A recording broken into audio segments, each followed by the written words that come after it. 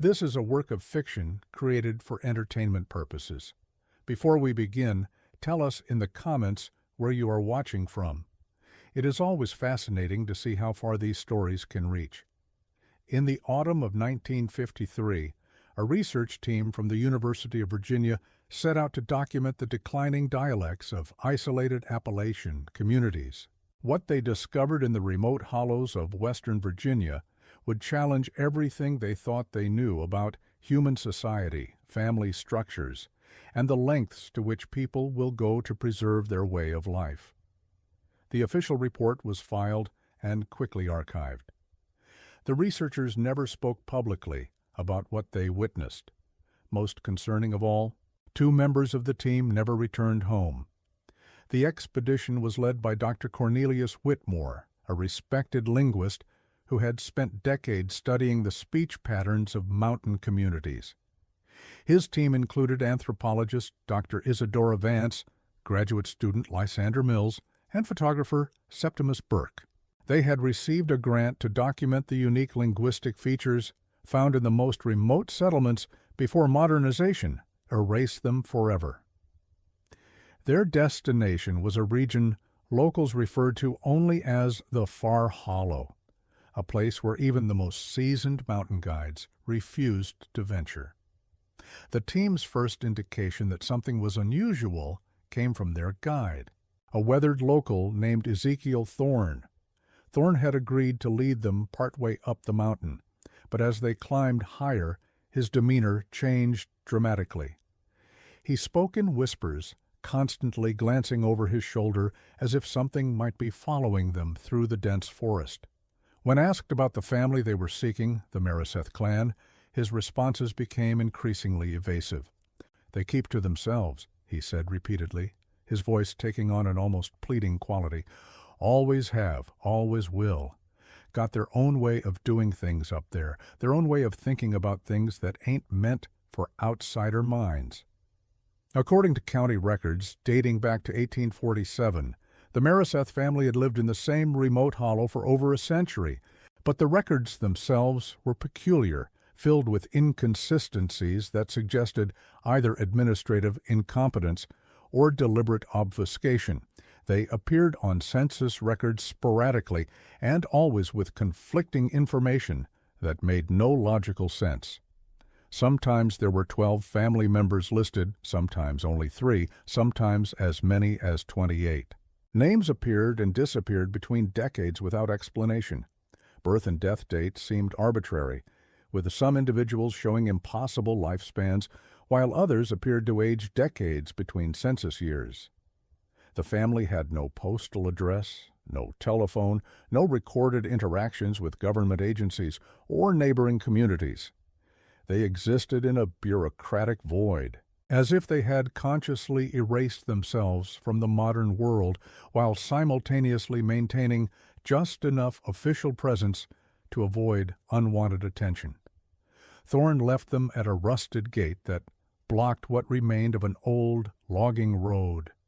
The gate itself was a curiosity, ancient ironwork that showed signs of constant maintenance despite its remote location. Beyond it, the path wound deeper into the mountains, disappearing into dense forest that seemed to swallow light itself long before sunset should have made such darkness possible. Hand-painted signs in faded but still legible letters were nailed to trees at regular intervals. Private, no trespass, Mereseth land, and others with messages in what appeared to be a dialect so archaic that even Dr. Whitmore couldn't immediately translate them. The signs were old, some clearly dating back decades, but they were maintained with an almost religious precision.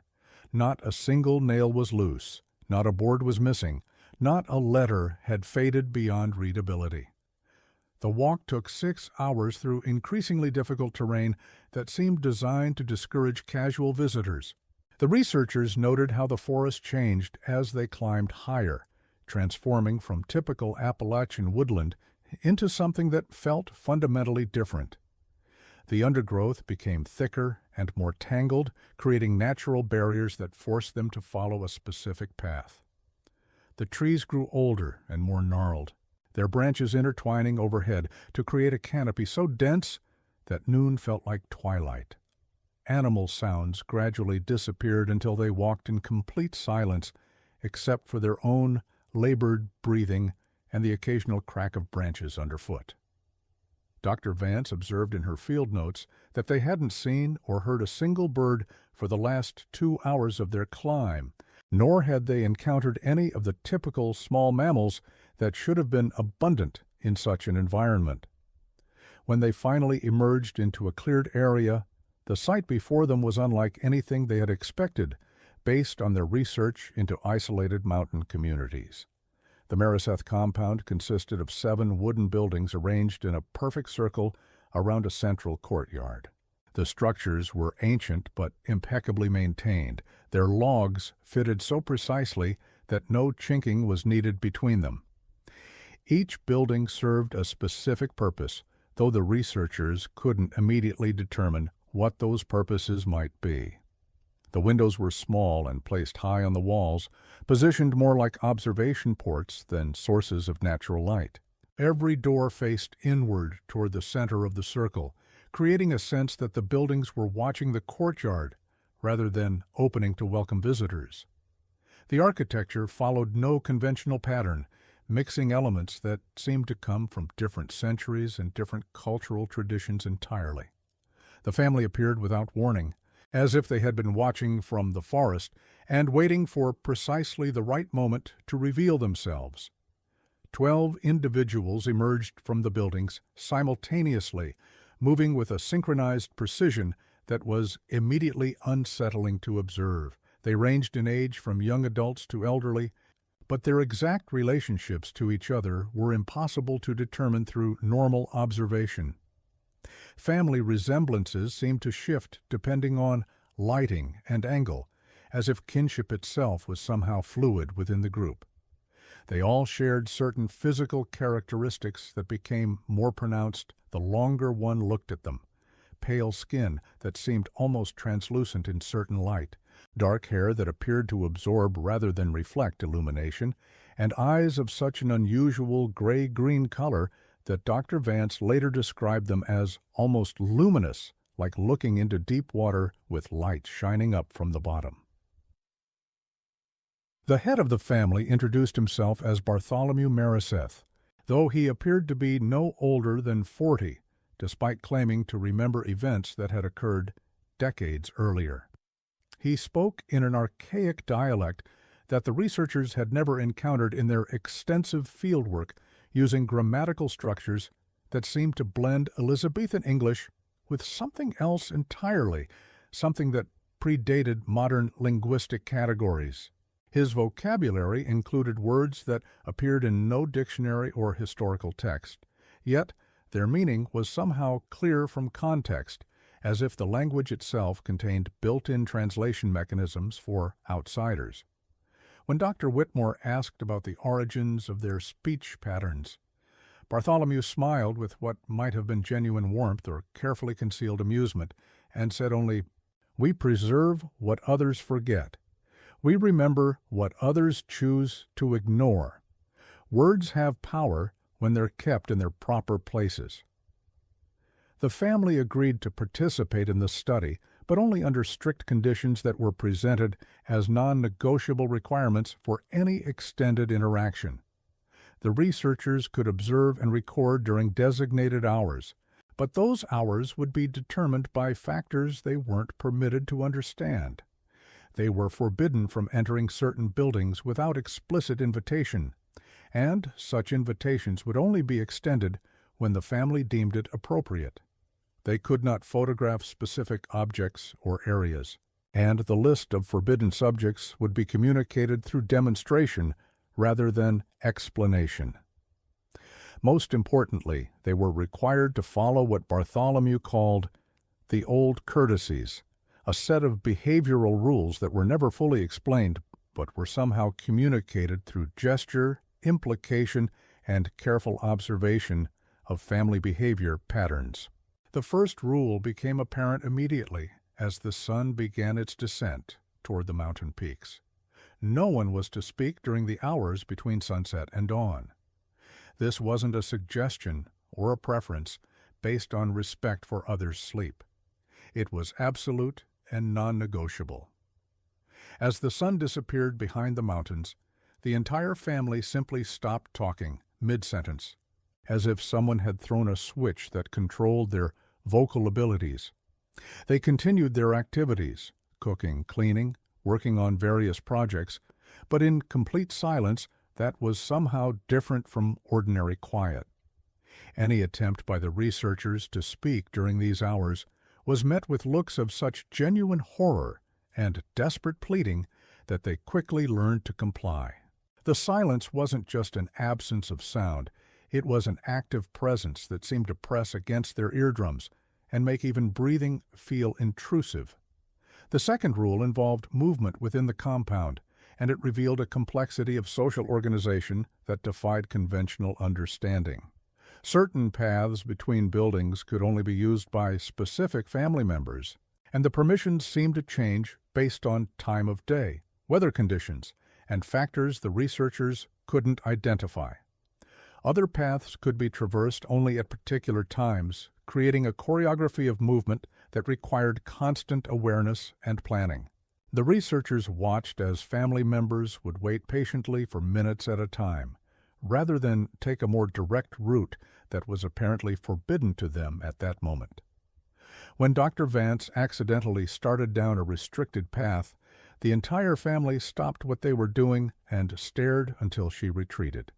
The looks on their faces weren't anger or annoyance, but genuine fear, as if her misstep had put everyone in immediate danger. The third rule concerned observation itself, and it was perhaps the most unsettling of all. There were things the family did that outsiders were not permitted to witness under any circumstances. When these activities were about to begin, the researchers were politely but firmly directed to specific locations where their view would be blocked by buildings, trees, or carefully positioned barriers. They could hear sounds from the hidden activities, rhythmic movements, whispered conversations in that unknown dialect, the scraping of objects across wood, and occasionally something that might have been singing or might have been something else entirely. But they could never see what was taking place. The prohibition seemed to extend beyond simple privacy. The family acted as if the very act of being observed during these times would fundamentally alter or destroy whatever they were doing. Dr. Whitmore's field notes from the third day reveal his growing unease with the situation. The family's adherence to these rules isn't casual or habitual in the way that cultural practices normally develop. It's desperate, urgent, as if their survival depends on perfect compliance with every detail. They follow them with the intensity of people who know that a single mistake could have catastrophic consequences. When young Cordelia accidentally began to speak after sunset yesterday, the terror on her face was immediate and genuine. She clapped both hands over her mouth and backed away from us as if we had become dangerous simply by hearing her voice, in violation of the silence rule. The most disturbing aspect of the rules became apparent on the fourth day. The researchers realized that the family's behavioral patterns weren't just cultural traditions passed down through generations. They were responses to consequences that had been reinforced through direct experience over many years. In a building they were forbidden to enter, positioned at the far edge of the circle, they could sometimes hear sounds that suggested someone was being kept inside. The sounds weren't quite human in their rhythm and tone, but they weren't animal either. They seemed to come from something that had once been human, but had been changed in fundamental ways. When Dr. Vance quietly asked Bartholomew about these noises, his response was delivered with the same calm demeanor he maintained in all their interactions. Some lessons take longer to learn than others, but everyone learns eventually. The hollow is patient, but it's also thorough. The family's daily activities followed patterns that defied logical explanation and seemed designed more for their symbolic significance than their practical necessity.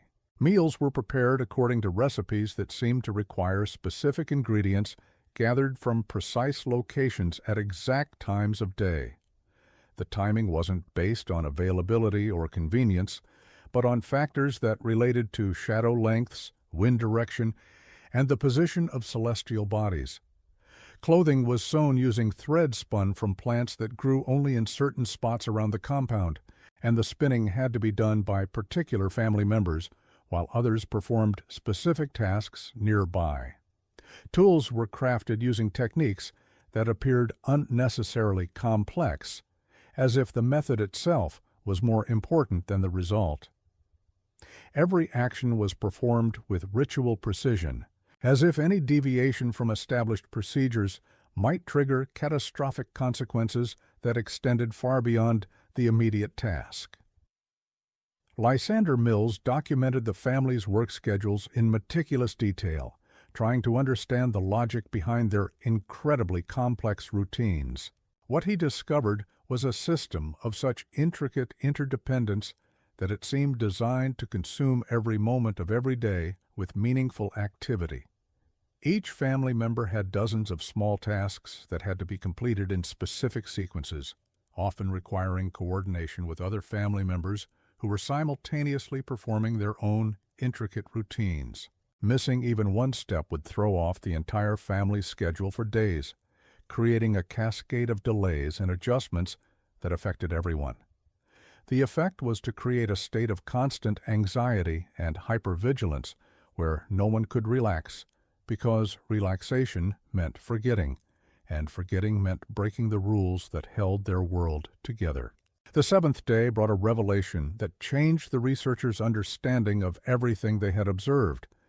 Dr. Vance noticed that the family's conversations, during the limited times when they were permitted to speak freely, contained frequent references to those who came before and those who might come after. At first, she assumed these were typical ancestral traditions and concerns for future generations. But careful observation revealed something more disturbing. The family spoke as if they were temporary caretakers of the compound, maintaining it for others who would someday return to reclaim what was rightfully theirs. They described their current lifestyle, not as a permanent state, but as an extended period of preparation for some future event that would fundamentally alter their circumstances. When pressed for details about this anticipated change, Bartholomew would only say, "The hollow remembers everyone who enters. Some it allows to leave, others it finds useful. We serve those who the hollow has chosen to keep." The buildings themselves seemed designed for purposes beyond simple habitation, and closer examination revealed architectural features that suggested the compound had been built to accommodate many more people than the 12 who currently lived there. The central courtyard contained a series of stone markers arranged in patterns that served no obvious function, but had clearly been maintained with obsessive care for many years.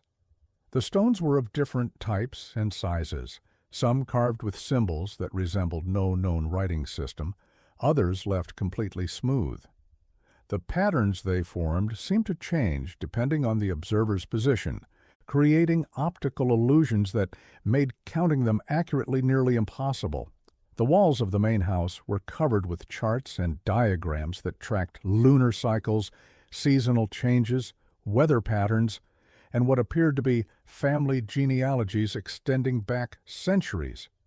But the genealogies included names that didn't match any family members present, as if the current residents were maintaining records for people they had never met but expected to encounter eventually. Most unsettling was the discovery that the compound had recently accommodated many more people than the 12 who currently lived there. In one of the buildings the researchers were permitted to enter, they found evidence of living spaces for at least 30 individuals, beds of different sizes, personal storage areas labeled with names that weren't familiar, tools sized for different hands and designed for tasks the current family members didn't perform. The spaces weren't dusty or abandoned. They were clean and ready for immediate occupancy. as if their absent occupants had simply stepped out temporarily and might return at any moment. When asked about these empty spaces, the family became evasive in a way that suggested the topic caused them genuine emotional distress.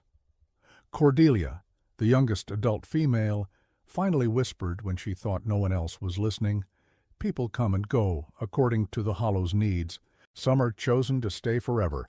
Others serve their purpose and move on to different kinds of service. The Hollow decides who stays and who goes, and when."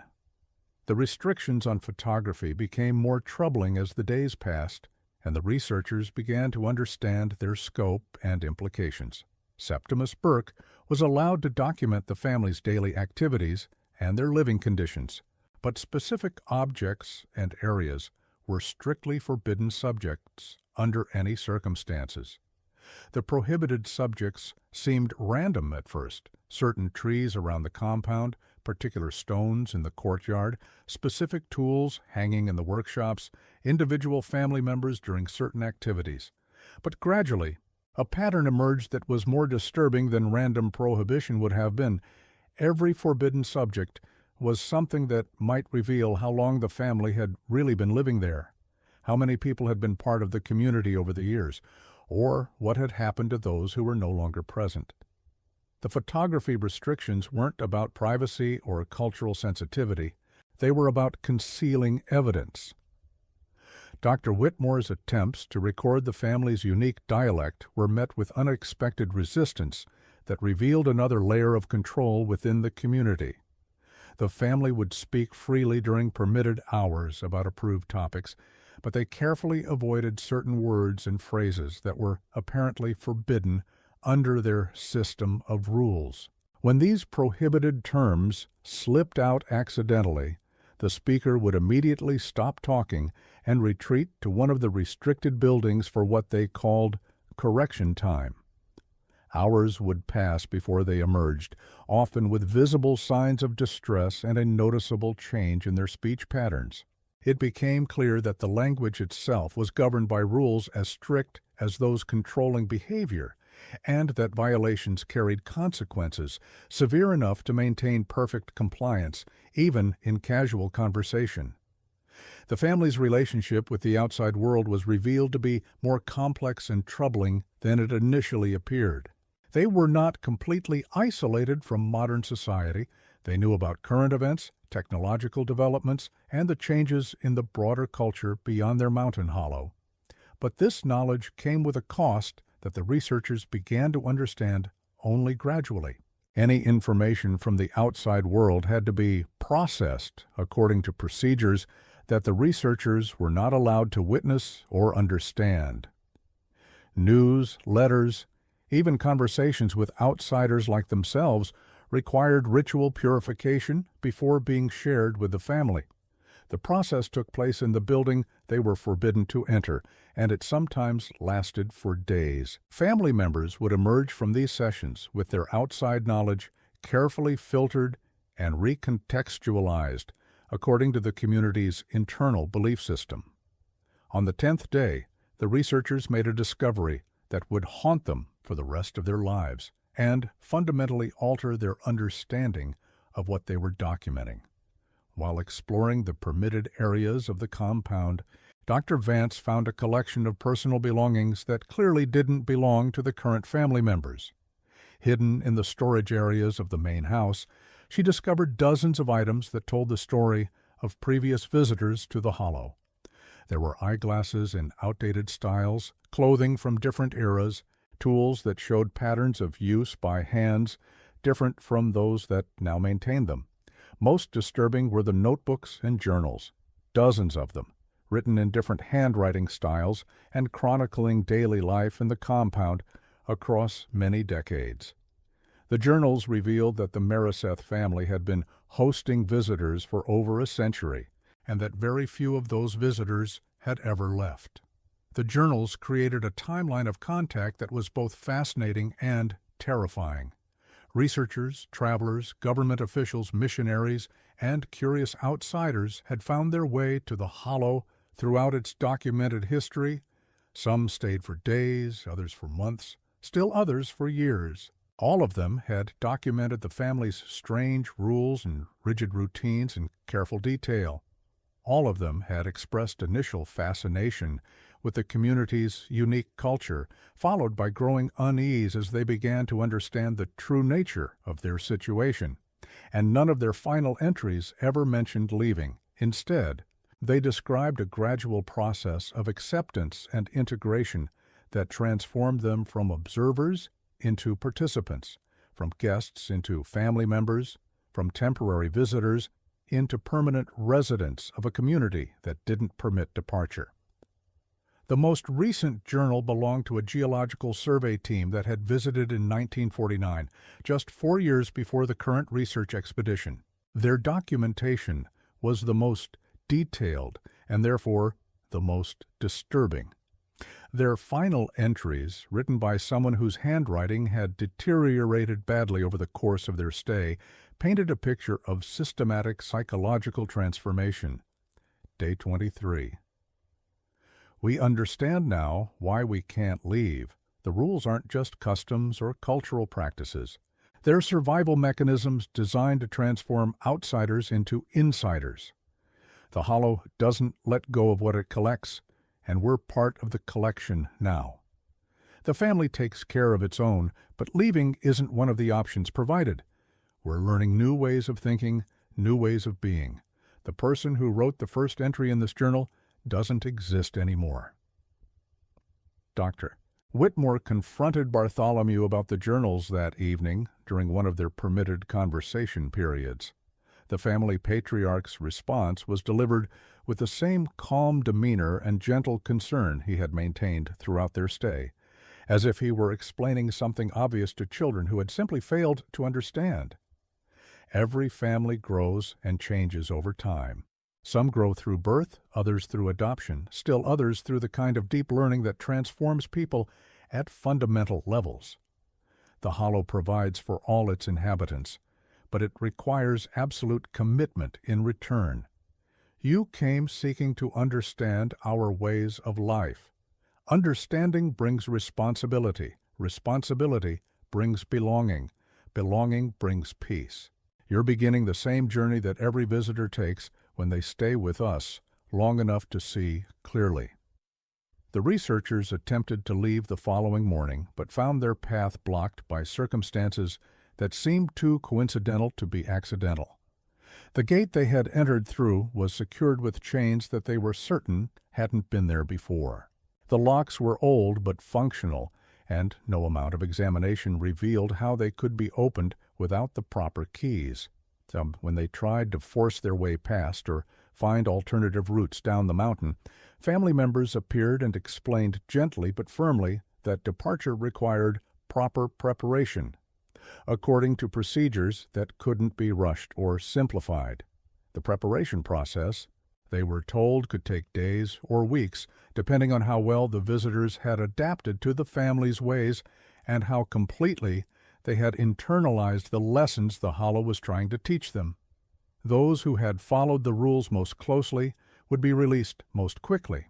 Those who had struggled with compliance would need additional time to learn the necessary lessons before they could safely return to the outside world. Dr. Vance documented their first week of attempted departure in notes she hid throughout the compound, hoping that future investigators might find and understand them. We are not prisoners in any traditional sense of the word. We are fed, housed, and treated with unfailing courtesy and genuine concern for our welfare. But we are also not free to leave when we choose, and that fundamental restriction changes everything about our situation. The family speaks of departure as if it were a graduation ceremony, something that must be earned through proper behavior and demonstrated competence. They seem genuinely confused by our desire to leave quickly, as if we were students trying to graduate before completing our coursework. To them, extended residence is an honor and an opportunity, not a punishment or imprisonment. They appear to believe they're helping us by keeping us here. The family's treatment of their involuntary guests followed the same systematic approach that characterized all their activities. Each researcher was assigned specific duties within the community, taught particular skills that related to maintaining the compound, and expected to follow the same behavioral rules that governed family life. Compliance with these expectations was rewarded with small privileges and freedoms: better food, more comfortable sleeping arrangements, access to previously restricted areas of the compound. Resistance was met not with punishment, but with increased supervision and patient instruction. The family seemed genuinely determined to help their guests adapt to compound life, regardless of whether the guests wanted that help or understood why it was necessary. Lysander Mills was the first to break completely under the psychological pressure of their situation. After 3 weeks of following incomprehensible rules and performing meaningless tasks while being denied permission to leave, he began refusing to participate in family activities and openly defying the behavioral restrictions that governed daily life. His defiance was met with expressions of concern and increased care from family members. They took turns sitting with him, explaining patiently why the rules existed, how following them would make his life easier, and what benefits he would gain from full participation in community life. When he persisted in his resistance, making increasingly desperate attempts to force his way out of the compound, he was moved to the building the researchers had been forbidden to enter. The sounds that emerged from that building over the following days were not quite screams, but they weren't silence either. They were the sounds of someone learning compliance through methods that left no visible marks, but achieved complete behavioral modification. Dr. Whitmore's final coherent journal entry was found years later, hidden beneath a loose floorboard in the building where the researchers had been housed. Day 47. Mills hasn't been seen in a week, but we can hear him sometimes, especially during the night hours when sound carries further. He's learning compliance the hard way, through direct experience of consequences that the family hoped he wouldn't need to face. Vance is adapting better to our circumstances.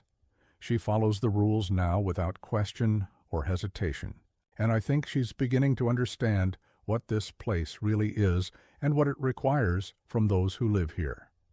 It's not a family compound in any conventional sense, it's a collection system. The Hollow has been gathering people for generations, and the Mariseth family are its curators, responsible for maintaining and cataloging what has been collected. We're not guests anymore, and we never really were. We're specimens in a living museum, being preserved and studied and gradually transformed into permanent exhibits. The University of Virginia received a letter 6 weeks after the research team's scheduled return date. The letter, written in Dr. Whitmore's distinctive handwriting and bearing his official signature, explained that the team had made unprecedented discoveries that required them to extend their study indefinitely. The linguistic and anthropological findings they were documenting were too significant to abandon, and they had been granted permission by the Mariseth family to remain as long as necessary to complete their research. They would continue their work and file their complete findings at a later date, possibly in several years, when they had achieved the depth of cultural understanding necessary for accurate documentation. The letter was postmarked from a town 30 miles from the Mariseth Hollow, but postal records showed no evidence of any team member visiting that town or any other settlement in the area. Septimus Burke's camera equipment was returned to his family in Richmond in 1957, 4 years after the expedition's departure. The package arrived without a return address or explanation, containing his cameras, lenses, and several hundred rolls of undeveloped film. When the images were processed by professional photographers, they revealed a complete photographic record of the team's time with the Mariseth family. The early photographs showed exactly what might be expected: documentation of the compound's architecture, the family's daily activities, and the research team's systematic study of an isolated mountain community. But the later photographs told a different and more disturbing story. The researchers appeared increasingly relaxed and comfortable in their mountain environment, working alongside family members, participating in community rituals, following the complex rules that had initially frustrated and confused them. In the final photograph, taken with a timer mechanism, all 4 team members were standing in the central courtyard wearing clothing identical to that worn by the family, their faces bearing expressions of serene acceptance and what appeared to be genuine happiness. A second expedition was organized in 1958, led by Septimus Burke's brother Marcus and including 2 experienced state police officers with backgrounds in missing persons investigations. They found the compound exactly as the research team had described it, but the Mereseth family was gone. The buildings were empty but perfectly maintained, as if the inhabitants had simply stepped away temporarily and planned to return shortly. Personal belongings were still in their proper places according to the organizational systems the first team had documented. Food remained fresh in storage areas despite the apparent absence of anyone to tend it. The complex system of rules was still evidenced everywhere. In the arrangement of objects, the worn paths between buildings, the careful placement of tools and furniture, according to patterns that served no obvious purpose. But there were no people to explain or enforce these patterns. The second expedition did find extensive evidence of the original research team's prolonged residence at the compound. Personal items belonging to Whitmore, Vance, Mills, and Burke were discovered throughout the buildings, integrated into the family's living spaces as if they had always been there. Dr. Vance's notebooks contained months of additional entries documenting her successful adaptation to compound life and her growing understanding of the family's cultural practices. The handwriting in these later entries changed gradually over time, becoming more formal and precise, until her final entries were nearly indistinguishable in style from the historical family records that dated back generations. The transformation documented in her writing suggested not just behavioral compliance, but fundamental changes in personality and worldview. The most disturbing discovery was a new journal, written in Bartholomew Mereseth's distinctive handwriting, and apparently intended as a record for future family members or visitors. The entries described a systematic process of cultural preservation that relied on continuous recruitment of new members from the outside world. The final entry, dated just days before the second expedition's arrival, provided a chilling summary of the family's philosophy. The cycle completes itself as it always has and always will. New curators have been chosen and properly trained to carry on the work. The old ones have earned their graduation to higher forms of service. The hollow prepares for the next collection phase, as it has done for generations. Those who understand the rules and embrace their obligations may stay and contribute to the preservation effort. Those who cannot learn must find other ways to contribute to the community's survival.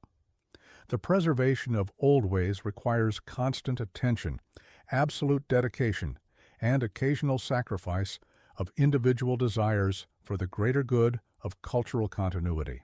The compound was sealed by state authorities in 1959 and designated as an archaeological preservation site under the supervision of the Virginia Historical Commission. Access was restricted to qualified researchers with proper permits and mandatory escort by law enforcement personnel. Over the following decade, 6 separate expeditions were authorized to study the site and attempt to understand what had happened to the original research team. Only 2 of these expeditions returned with complete teams and coherent reports. The others lost members to accidents that seemed statistically improbable, disappearances that defied logical explanation, or what the official reports diplomatically described as psychological episodes requiring extended hospitalization and ongoing psychiatric care. Team members who did return often exhibited lasting changes in behavior and personality that made them unsuitable for continued academic work. The final official report, filed by the Virginia State Police in 1969, noted that the Mereseth compound exhibits environmental and atmospheric conditions that appear to have profound psychological effects on extended human exposure. The site should be considered hazardous to mental health and possibly infectious in its ability to alter normal thought patterns and social attachments. All previous research materials have been classified and archived in restricted storage. No further investigation is recommended or authorized by any state agency. The area will remain permanently closed to civilian access. Just local residents still occasionally report seeing lights in the hollow during certain times of year, particularly during the autumn months when the original research team first made contact with the Mereseth family. Hunters and hikers who venture too far up the mountain sometimes return with stories of hearing voices in the forest, conversations conducted in whispers, discussions of rules and procedures that don't quite make sense to outside listeners, the sound of people living their daily lives just out of sight beyond the tree line.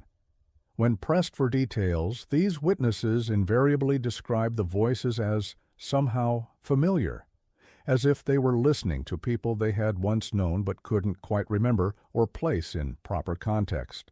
The logging road that once provided access to the compound has been completely reclaimed by the forest through decades of deliberate neglect.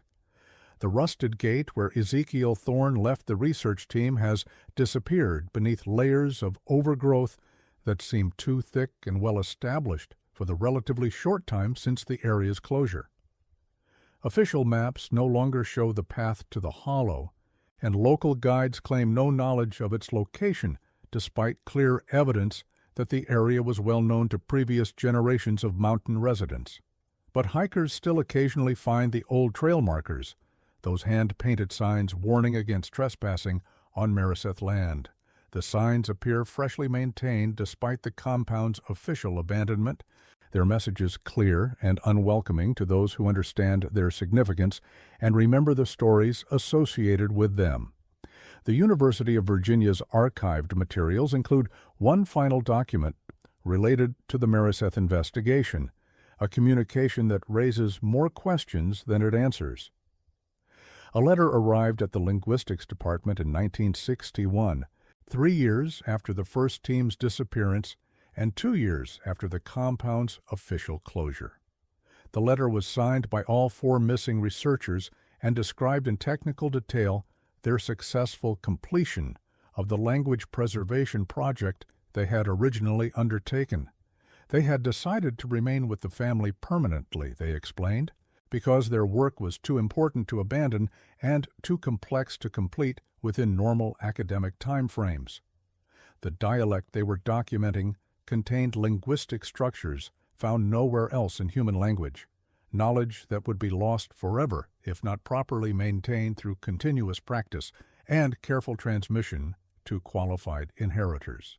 The letter included detailed linguistic analysis and extensive vocabulary lists that demonstrated a depth of cultural immersion impossible to achieve in a normal research time frame.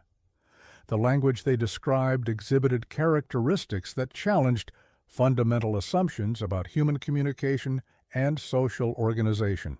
It contained grammatical structures that seemed to encode information about social relationships, environmental conditions, temporal concepts, and spiritual beliefs that standard languages couldn't express or even recognize as meaningful categories. Most significantly, it included words and phrases that could only be learned through years of cultural participation and complete acceptance of the community's worldview, suggesting that language and lifestyle were inseparably connected in the Mereseth community in ways that made objective study impossible. But perhaps the most telling aspect of the letter was its tone and style.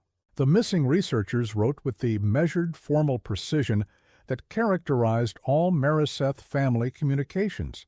Their individual voices and personalities had been subsumed into the collective family style, their personal perspectives merged into the community's shared worldview. They had become linguistically indistinguishable from the people they had originally come to study, suggesting a level of cultural assimilation that went far beyond academic observation and entered the realm of complete personal transformation.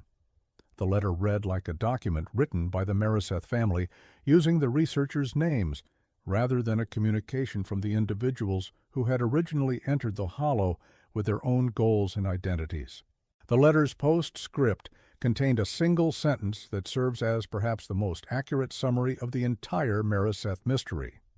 We have learned that some traditions can only be preserved by those willing to become part of the tradition itself, and some knowledge can only be maintained by those prepared to surrender their previous understanding of what knowledge means and what price its preservation demands. In the decades since the compound's closure and the case's official termination, the Mariseth mystery has become part of Appalachian folklore, transformed through repeated telling into a cautionary tale about the dangers of venturing too far into places where different rules apply and different values govern human interaction. But for those who study the documented evidence with access to the classified materials, the case represents something more disturbing than a simple legend or regional ghost story. It suggests the existence of human communities that have developed social structures so fundamentally alien to mainstream society that meaningful contact between them becomes impossible without complete transformation of one group or the other. The question that haunts anyone who studies the Mariseth files in detail is whether the family represented an isolated anomaly or an example of something larger and more widespread. Communities that exist parallel to conventional society, following rules and preserving knowledge that the modern world has forgotten or chosen to ignore in its pursuit of progress and standardization. The Hollow's demonstrated ability to transform outsiders into committed family members suggests a form of cultural preservation that operates through complete assimilation, a survival mechanism that ensures community continuity by converting potential threats into dedicated participants who will defend the system that has absorbed them. The research team's ultimate fate serves as a stark reminder that some mysteries actively resist conventional investigation methods. Academic curiosity, scientific methodology, and scholarly objectivity proved not just inadequate, but counterproductive as tools for understanding a community that operated according to principles that exist outside institutional knowledge and challenge basic assumptions about human nature and social organization.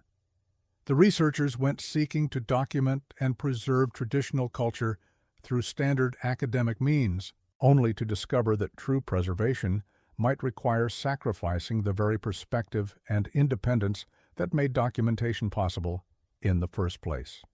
And perhaps that's the most disturbing aspect of the entire case, the possibility that the Mariseth family achieved exactly what they set out to accomplish through methods that worked precisely as intended.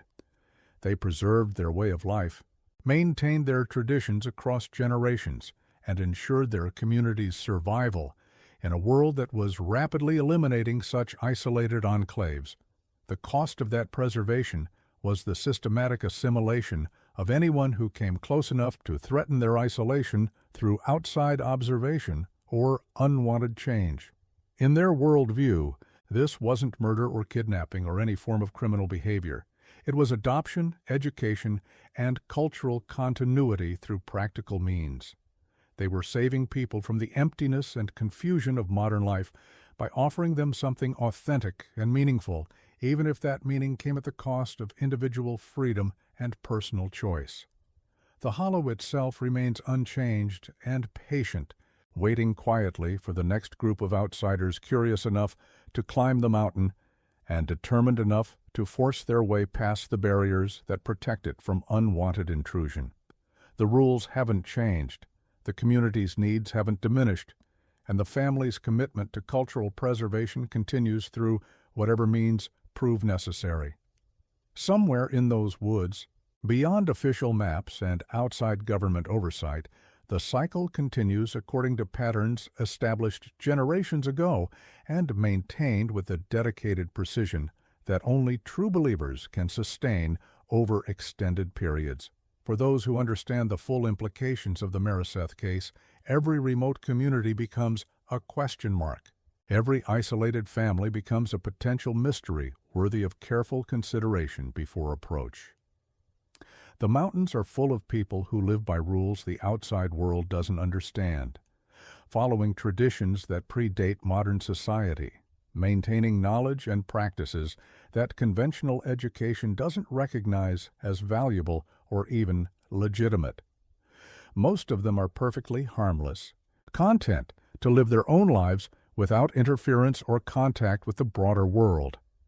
But others, like the Mariseth family, have developed survival strategies that require constant recruitment, continuous education, and absolute commitment from everyone who comes within their sphere of influence and stays long enough to understand what they're really preserving. The missing research team's final communication, preserved in university archives, contained one last detail that researchers and investigators have debated for decades without reaching satisfactory conclusions. They described their new life with the family as finally understanding what we came here to find, suggesting that their academic mission had been fulfilled in ways they never anticipated when they first climbed toward the hollow. They had sought to document a disappearing culture and instead became part of it, preserving it not through scholarly publication, but through personal participation and complete integration. In the end, they became the very thing they had hoped to study, ensuring that the Mariseth traditions would continue for another generation through their own transformation and dedication. The final mystery that remains unsolved is whether this transformation was voluntary or coerced, whether the researchers eventually embraced their new roles or simply learned to perform them convincingly enough to survive. The evidence suggests that the distinction may be meaningless within the Mariseth community's understanding of human nature and social obligation. From their perspective, all meaningful change requires initial resistance followed by gradual acceptance, and the final result justifies whatever methods prove necessary to achieve it. The hollow continues to remember everyone who enters, and it continues to decide who stays and who goes according to criteria that outsiders cannot understand until they have already become insiders themselves.